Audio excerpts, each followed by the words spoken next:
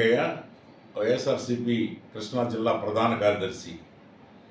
ఈ రోజున ఆంధ్రప్రదేశ్ రాష్ట్రంలో 2024 అసెంబ్లీ ఎన్నికలు రాబోతున్నాయి.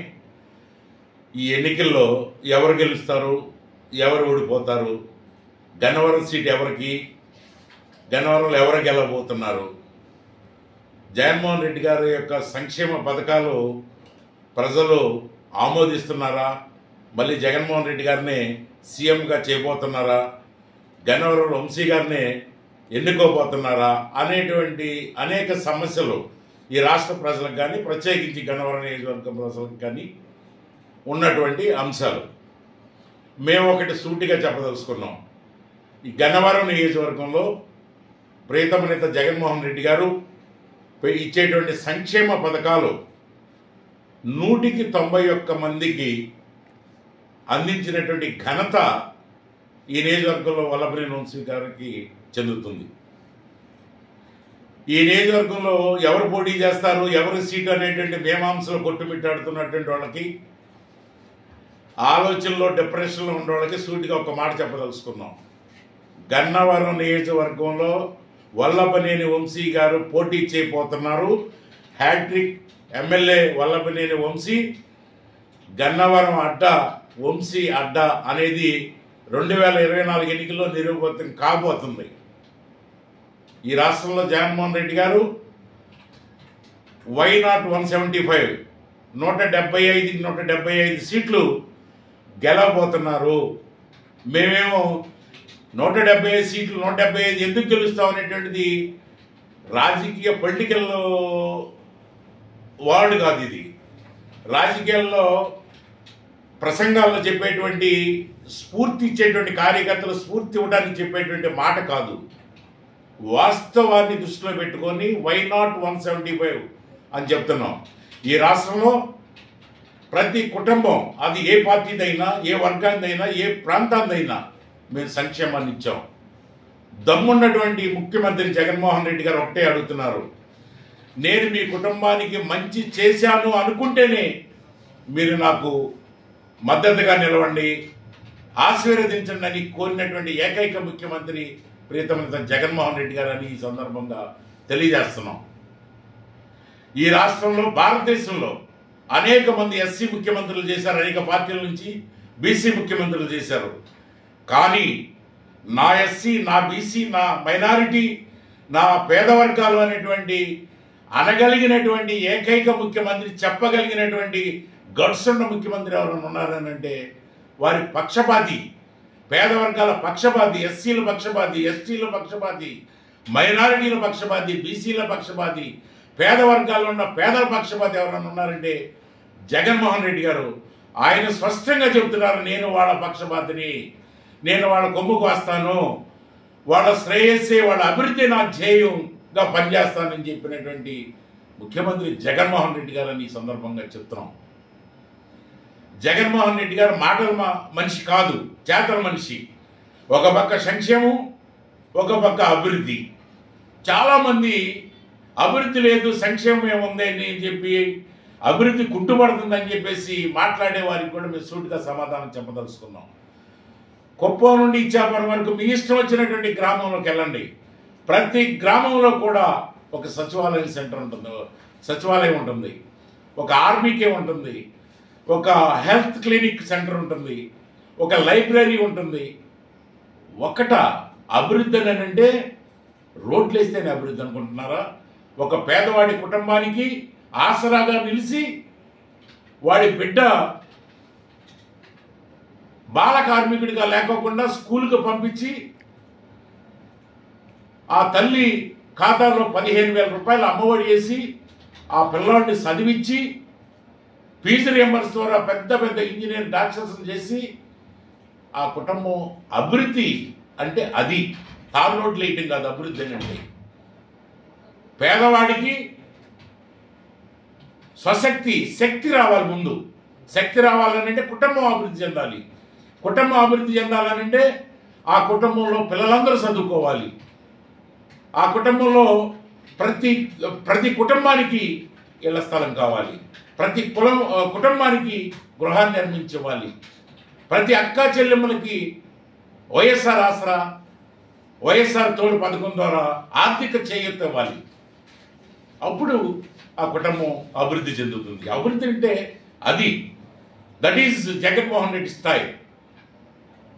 అభివృద్ధి అంటే చంద్రబాబు లాగా 30 అడుగులు ఉన్న రోడ్డుని 20 అడుగులు ఒక తారు రోడ్డు, సందు రోడ్డు లాగా మార్చి ఇదే అభివృద్ధి అని అంటే అది అభివృద్ధి కాదనేది మా వైఎస్ఆర్ పార్టీ యొక్క అభిప్రాయం. ఈ రాష్ట్రంలో అనేక సంక్షేమ కార్యక్రమాలతో పాటుగా తెలుగుదేశం పార్టీ ఆవిర్భవించి 41 సంవత్సరాలు పూర్తవుతుంది. ఈ రాష్ట్రంలో ఎక్కడైనా ఒక్క మెడికల్ కాలేజీని నిర్మించినటువంటి సందర్భం ఉందా అని మేము ప్రశ్నిస్తున్నాం. ఒకే రోజు 17 మెడికల్ కాలేజీలకి శంకుస్థాపన చేసినటువంటి చరిత్ర వైఎస్ఆర్సీపీ పార్టీ జగన్మోహన్ రెడ్డి గారు దాన్ని ఈ సందర్భంగా చెప్పదలుచుకున్నాం. ఈ రాష్ట్రంలో 4 పోర్టులు నిర్మాణం జరుగుతుంది. పోర్టుల నిర్మాణం ఎప్పుడైతే పూర్తవుతుందో లక్షలాది మందికి ఉద్యోగాలు వచ్చేటువంటి అవకాశం ఉన్నది. ఇవాళ ఐటీ హబ్లాగా వైజాగ్లో 13 లక్షల కోట్ల రూపాయలు అగ్రిమెంట్ అయి అనేక ఫ్యాక్టరీలు, సంస్థలు, పరిశ్రమలు ప్రారంభ దశలో కొన్ని, శంకుస్థాపన దశలో కొన్ని, నిర్మాణం పూర్తి కావాల్సిన దశలో ఉన్నమాట వాస్తవా కాదా అనేటువంటిది ఈ సందర్భంగా మీరు అందరూ కూడా గుర్తించాలని చెప్పేసి కోరుతున్నాం. అందుకే జగన్మోహన్ రెడ్డి గారు ఒక మాట్లాడదలుచుకున్నారు. ఈ రాష్ట్రంలో ఉన్నటువంటి ప్రతిపక్షాలు జగన్మోహన్ రెడ్డి గారు చేసిన దాన్ని మేము ప్రశ్నిస్తున్నాం. ఒకే రోజు 17 మెడికల్ కాలేజీలకి శంకుస్థాపన చేసినటువంటి చరిత్ర వైఎస్ఆర్సీపీ పార్టీ జగన్మోహన్ రెడ్డి గారు దాన్ని ఈ సందర్భంగా చెప్పదలుచుకున్నాం. ఈ రాష్ట్రంలో 4 పోర్టులు నిర్మాణం జరుగుతుంది. పోర్టుల నిర్మాణం ఎప్పుడైతే పూర్తవుతుందో లక్షలాది మందికి ఉద్యోగాలు వచ్చేటువంటి అవకాశం ఉన్నది. ఇవాళ ఐటీ హబ్లాగా వైజాగ్లో 13 లక్షల కోట్ల రూపాయలు అగ్రిమెంట్ అయి అనేక ఫ్యాక్టరీలు, సంస్థలు, పరిశ్రమలు ప్రారంభ దశలో కొన్ని, శంకుస్థాపన దశలో కొన్ని, నిర్మాణం పూర్తి కావాల్సిన దశలో ఉన్నమాట వాస్తవా కాదా అనేటువంటిది ఈ సందర్భంగా మీరు అందరూ కూడా గుర్తించాలని చెప్పేసి కోరుతున్నాం. అందుకే జగన్మోహన్ రెడ్డి గారు ఒక మాట్లాడదలుచుకున్నారు. ఈ రాష్ట్రంలో ఉన్నటువంటి ప్రతిపక్షాలు జగన్మోహన్ రెడ్డి గారు చేసేటువంటి అస్తవ్యస్త పాలన, రాక్షస రాజ్యం అయ్యున్నట్టయితే తెలుగుదేశం సింగల్గా ఎందుకు వెళ్ళలేకపోతుంది? జగన్మోహన్ రెడ్డి గారి పరిపాలన సరిగా లేదవుతే, జగన్మోహన్ రెడ్డి గారి పరిపాలన సక్రంగా లేదనిపిస్తే, ప్రజలందరూ ఉవ్వెత్తున కదే జగన్మోహన్ రెడ్డి గారిని ఇంటికి పంపుతున్నారు అని చెప్తున్నటువంటి మాటల్లో, తెలుగుదేశం జనసేన చెప్పే మాటల్లో నిజం ఉంటే ఒకరికి ఇద్దరికి ముగ్గురు నలుగురు ఎందుకు జట్టు కడుతున్నారు జగన్మోహన్ రెడ్డి గారికి వ్యతిరేకంగా? ఈ ప్రశ్నకి సమాధానం చెప్పాల్సినటువంటి అవసరం వాళ్ళ ప్రతిపక్ష పార్టీలకు ఉంది. అసలు ఈ రాష్ట్రంలో ప్రతిపక్ష పార్టీలు ఉన్నాయా? ఎప్పుడు కూడా జగన్మోహన్ రెడ్డి గారిని మేము అధికారం నుంచి దించేస్తాం, జగన్మోహన్ రెడ్డి గారిని అధికారంలోకి రానికోకుండా నిలువరిస్తాం అని మాట్లాడుతున్నారు. అధికార దాహం, కుర్చీ దాహం తప్ప ఏనాడైనా జగన్మోహన్ రెడ్డి గారి పథకాల మీద ఏమైనా లోపాలు ఉన్నాయా అని ఎత్తి చూపించేటువంటి సత్తువ తెలుగుదేశం, జనసేన వగైరా వగైరా పార్టీలు ఈ రాష్ట్రంలో ఉన్నాయా అని చెప్పేసి నేను అడుగుతున్నాను. సూటిగా ప్రశ్నించండి. మేము ఇచ్చేటువంటి 35-36 రకాల సంక్షేమాల మీద ప్రశ్నించండి. మేము కట్టించేటువంటి పోర్టుల మీద లోపాలుంటే ఎత్తి చూపండి. మేము కట్టించేటువంటి 17 మెడికల్ కాలేజీల మీద లోపాలుంటే ఎత్తి చూపించండి. మేము ఈ రాష్ట్రంలో 32.5 లక్షల మందికి ఇళ్ల స్థలాలు ఇచ్చాం, అందుట్లో లోపాలుంటే ఎత్తి చూపించండి. 22 లక్షల మందికి గృహాల నిర్మాణం పూర్తిగా వస్తుంది, అందుట్లో లోపాలుంటే ఎత్తి చూపించండి. అది ప్రతిపక్ష పార్టీల యొక్క పాత్ర. కానీ మీరేం చేస్తున్నారు? జగన్మోహన్ రెడ్డిని ఎక్కనేమో, నేను జగన్మోహన్ రెడ్డిని ఏకవచనంతో పిలుస్తానని పవన్ కళ్యాణ్, జగన్ రెడ్డి అని ఒకడు, అరే జగన్ అని ఒకడు. సభ్యత ఇది? సభ్యత, సంస్కారాలు లేనటువంటి ప్రతిపక్షాలు ఇవాళ ఆంధ్రప్రదేశ్లో ఉన్నాయని చెప్పేసి ఈ సందర్భంగా తెలియజేస్తున్నాం. ఏనాడైనా జగన్మోహన్ రెడ్డి గారు ఏకవచనంతో చంద్రబాబు, పవన్ అని మాట్లాడిన సందర్భాలు ఎక్కడైనా ఉన్నాయా? జగన్మోహన్ రెడ్డి గారికి కాకపోయినా కనీసం ముఖ్యమంత్రి సీటుకైన గౌరవంతో మాట్లాడాల్సిన అవసరం, సభ్యత అది. అన్నిటినీ వదిలేసేసి, సిగ్గు లజ్జ అన్నీ వదిలేసేసేసి వాళ్ళ ప్రతిపక్ష పార్టీలని ఏకైక లక్ష్యం చంద్రబాబు అండ్ కో, వారికి మద్దతు ఇస్తున్నటువంటి వాళ్ళ అనుకూల పచ్చ మీడియా, ఈనాడు, ఏబిఎన్, మహాదిసు, TV5 అందరూ కూడా ఏకమై ఈ రాష్ట్రంలో కాపురం ఉన్ననోడు, ఈ రాష్ట్రంలో ఆధార్ కార్డులు లేనోడు ఆంధ్ర ప్రజల తరఫున మాట్లాడటానికి ఒకళ్ళతో పుచ్చుకొని ఎన్నికల్లో 2024లో రాబోతున్నారనేటువంటి ఈ సందర్భంగా మీకు తెలియజేస్తాం.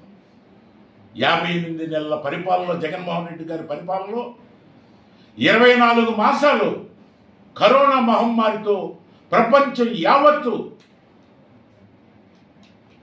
చనిపోతూ ఆహారాలు చేస్తూ అన్నమో రామచంద్ర అనే పరుగులెడుతున్నటువంటి సందర్భంలో ఈ రాష్ట్రాన్ని బియ్యమిచ్చి, నగదిచ్చి, వైద్యాన్నిచ్చి ఈ ఆంధ్రప్రదేశ్ రాష్ట్ర ప్రజల మాన ప్రాణాలను కాపాడినటువంటి వ్యక్తి జగన్మోహన్ రెడ్డి గారు అయితే, ప్రతిపక్ష నాయకులు చంద్రబాబు కానీ, ఆయన కొడుకు లోకేష్ కానీ, జనసేన నాయకుడు పవన్ కానీ ఎక్కడున్నారని చెప్పి అడుగుతున్నాం మేము. ఈ ఆంధ్రప్రదేశ్లో ఉన్నారా? 24 మాసాల కరోనా కష్టకాలంలో ప్రజల బాగోగుల గురించి ఏమైనా మాట్లాడారా, ఆదుకున్నారా, సహకరించారా అని చెప్పి ఈ సందర్భంగా మాట్లాడదలుచుకున్నాం. హైదరాబాద్లో కూర్చొని ఒకడు జూమ్ మీటింగ్ పెడతాడు, ఒకడు ఇంట్లో నుంచి బయటికి రాడు. ఇవాళ వచ్చి గోసులు బిగించి జగన్ రెడ్డిని అధికారంలోకి రానియను, జగన్ రెడ్డిని ముఖ్యమంత్రి కానీ నేను ఒకడు పిచ్చి ప్రాలాపనలు మాట్లాడుతున్నారు. ఈ రాష్ట్ర ప్రజలు 100% పేద వర్గాలందరూ కూడా జగన్ అన్నకి తోడుగా నిలబోతున్నారు. మరలా జగన్ రాజ్యం, వైఎస్ఆర్సీపీ పార్టీ అధికారంలోకి రాబోతుంది. జగన్మోహన్ రెడ్డి గారిని ముఖ్యమంత్రిగా చేసుకుంటానికి ఈ రాష్ట్ర ప్రజలందరూ కూడా ఏకముక్త ఖండంతో ఎలుగెత్తు చాడుతున్నారనే మాట అక్షర సత్యం సత్యం సత్యం